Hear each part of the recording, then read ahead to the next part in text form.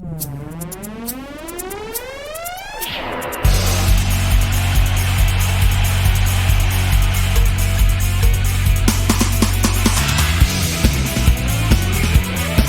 Man 2 was pretty bad. This movie's kind of a mess. If you would have mentioned Iron Man 2 before I watched the movie, 3 images would have popped into my head. This ugly ass thing, this scene, and Whiplash. I've never seen this movie get talked about, and after watching it, I think I understand why. It's essentially the first movie, but worse. The opening scene of the movie is worse than the original. Still better than the Hulk one though. What the fuck were they smoking with that one? So Iron Man 2 is a sequel that tries to do the same arc the character had in the original movie, but worse, and with less involvement from the secondary cast. So the movie starts up with Stark Expo. I guess this is what Apple does, but with actual products. After this, we go to the US government. If that feels sudden, it also feels that way in the movie. Here we meet Justin Hammer, an asshole that is the most obvious secondary villain in the movie. And that's coming after Stain, so that's really saying something. So Tony laughs in the face of the government, and Ivan, Whiplash, the villain of the movie, who I guess I failed to mention it, but his father died. And he's really mad at Tony for some reason. He made this thing to go kill him. Anyway, it seems that the arc reactor Tony is using to prevent the metal from reaching his heart is also poisoning him because palladium is really bad for you. So throughout the entire movie, Tony acts like it's his last day on Earth, while he's not telling anybody about it.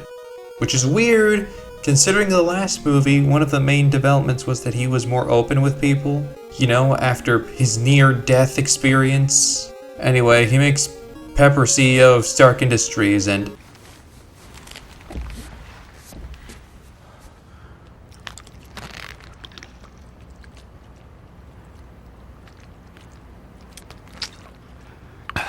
What? Oh yeah, I forgot. Black Widow is in this movie.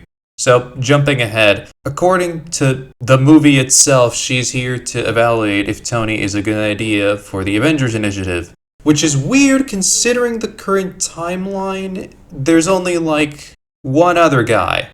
And this is supposedly happening at the same time as that guy's movie. So Tony is kind of the only option right now. So it's really weird that he's being evaluated when there's literally nobody else except, well, Black Widow herself and, well, a guy we're going to meet in the next movie. That's about it. Anyway, Tony goes to race in Europe. This happens in the movie. He's like on a world tour or something, I don't know. Elon Musk is there. That's the last time Hollywood ever let him into California. Anyway, Tony decides, hey, I'm going to compete in a race.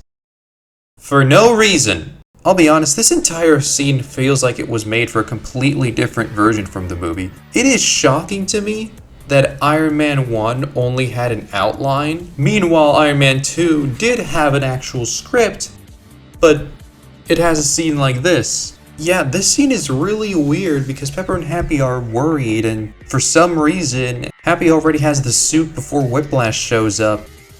It's really weird. This feels like they already knew he was dying or was being threatened. I don't know, this is a really weird scene and it feels very disconnected from the entire beginning of the movie. Oh my god, take that thing off the screen! Thank you, ugly ass bitch. Anyway, Tony talks to daddy issues here in jail, and he tells Tony that his legacy is made of thieves, and now the world has seen God bleed, and he'll see him fall from prison.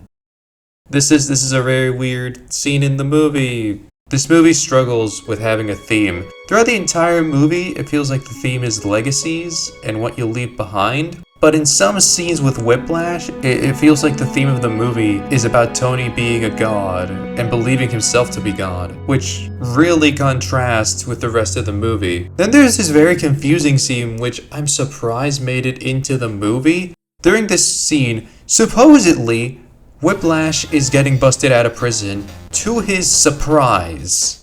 But everything in this scene makes you think this was part of his plan. This could imply that he lied to Tony and he said that to catch Tony by surprise. Nope, he did all that not knowing that he was being broken out of prison. It was just a hammer, wasn't it? Oh, what you look at that! Justin wants him to build an Iron Man suit. The other guy wants his bird. They team up. Also, this movie has very weird cuts. There are lines of dialogue that don't feel like the ending of a scene, but the scene ends. Is this a bird back in Russia? Yes, but the fun. Rhodey shows up saying that the US government is mad, and that's kind of it. He also says some dialogue, like, Tony, you can't do this alone, but I felt like I learned nothing from that scene. I love it. Hey, this is our guy. Didn't I tell you? I had a feeling. Yet another scene that ends in a weird line that feels like it wasn't meant to be the end of the scene. What is it with the editing of this movie? Anyway, Tony's poison gets really bad and he decides he's gonna do whatever the hell he wants since he's going to die. So he gets really, really drunk and throws a big party. At least he pulled out a cool suit this time. Anyway, for his third scene in the entire movie, Rhodey steals Tony's suit and takes it to the US government. Here is the only good scene I like in this movie. I still see this scene with good eyes because I haven't seen Secret Invasion. My life is better than yours. For now. Anyway, Whiplash is working on some droid. The army analyzes the Mark II. Tony talks to Fury about, Howard Stark, his father. Fury explains that Whiplash's father also worked on the art reactor to get rich and sell it to Russians. And yeah, that's it. That's why Whiplash is here. His father got exiled from both the US and Russia. We also learned that Howard was one of the founding members of S.H.I.E.L.D. and that he left something to Tony because apparently the arc reactor was incomplete and it needed to be completed. Fury leaves Tony with some old films of his father. Meanwhile, Rhodey is equipping the Mark II with weapons from Hammer. Is this important? Yeah, in the movie it is, but I don't feel like the movie is important at all, so just do with that what you will. Anyway, Tony realizes his dad always loved him, but never told him. That's who I strive to be as a father. So he goes to tell the people that he loves them.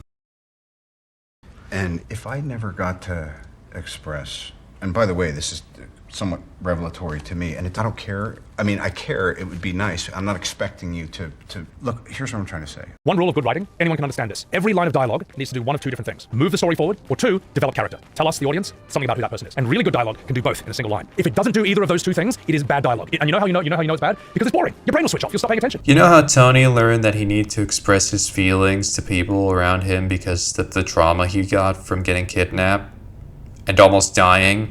Of course you don't, that was like one movie ago. So I need to explain the following scene and how stupid it is because it tries to use real-world science in a way that doesn't make sense.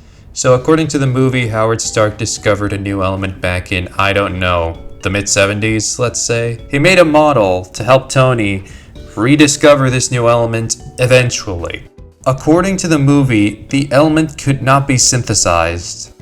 So if it can't be synthesized, it means Howard found it somewhere in nature. I know Tony literally makes it 5 minutes later, but that's just more stupid stuff the movie does. If Howard found it in nature, it means he would have most likely taken it to a lab, counted the number of protons and electrons, determining the atomic number, and instead of telling the world, he makes a model so his son can discover it almost 40 years later. Anyway, there's a reference to Captain America in this movie, a trilogy that I'm actually really excited to get to. Also, Coulson mentions going to New Mexico, which is foreshadowing for his presence in Thor. Anyway, Tony creates a new element that was impossible to synthesize 5 minutes ago, which is a triple reference to what some would call a staple of the MCU. Captain America, Thor, and bad writing. Hammers gets angry at Whiplash because the robots will only be able to salute and kinda locks him up. Whiplash obviously isn't imprisoned and calls Tony with the talk of his legacy and how he's going to do him... what? To talk about his legacy and what he's going to do to him in 40 minutes. What Howard did to Draco in 40 minutes. Tony puts on the element and goes Super Saiyan, I guess. We cut to Stark Expo, and Hammer's showing everybody the new robots and brand new war machine, piloted by Rhodey, who is fighting for his life to at least be a secondary character in this movie. And Tony shows up and tells Rhodey they're about to be extremely fucked Whiplash hacks War Machine and the androids to kill everyone, and there's an epic big battle. There are explosions everywhere. Even Spider-Man shows up. Tony reveals to Pepper that he was dying in a scene that was almost as sad as that time I dropped a potato, but that doesn't matter. Whiplash shows up in an armor. Tony and Rhodey team up to defeat him. Tony talks to Pepper about stuff I don't know. I forgot. It was stupid. Rhodey keeps the armor. I would too. It looks cool as shit. The movie ends with Tony kinda being accepted into the Avengers Initiative, but not really, which is weird considering the post-credit scene of Incredible Hulk, but that's not the point. Overall, Iron Man 2 is worse than both Iron Man 1 and the Incredible Hulk. The character feels like he goes through a worse version of the arc he went in the first movie. The dialogue is blasphemous. Don Cheadle does a good job as Rhodey, but it feels like he's barely in this movie, which is supposed to be his introduction as a War Machine. Fuck, I think he has more importance and screen time in the first movie. The CGI was good, which is something you have to say with movies. The action was fun. The post-credit scene is my favorite so far. Aside from that, Iron Man 2 is really shitty, and it gets a 4 out of 10. Go watch Superman.